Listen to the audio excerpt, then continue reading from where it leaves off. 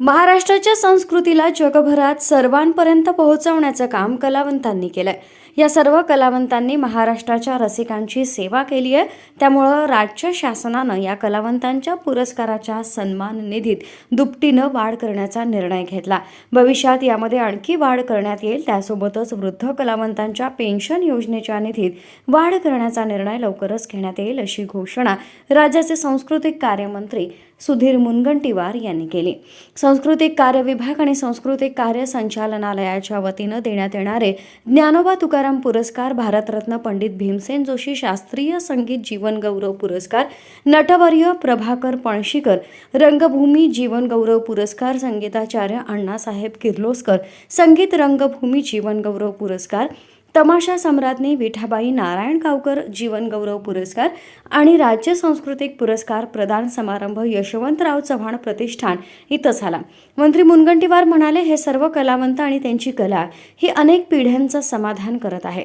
उत्कृष्ट कामगिरीसाठी पुरस्कार देण्याची प्रथा परंपरा आहे. आपला देश संस्कृती प्रधान आहे. एखाद्या योगदानाचे मनापासून कौतुक करणे, त्याला दाद देण्यासाठी विशाल हृदय लागतं. महाराष्ट्र शासनानं ही सहृदयता जपली आहे. आपल्या मराठी माणसाचं आपण कौतुक करणं यापेक्षा मोठा आनंद नाही.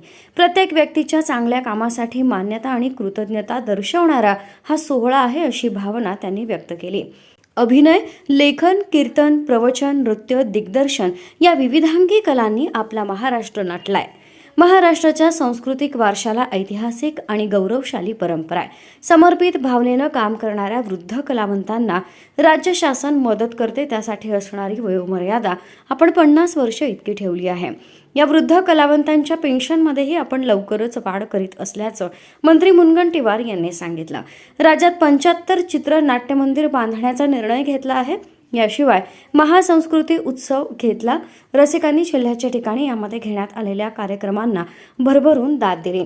राज्यात सांस्कृतिक धोरण तयार करण्यासाठी तयार केलेली समिती काम करत असल्याचंही त्यांनी यावेळी सांगितलं.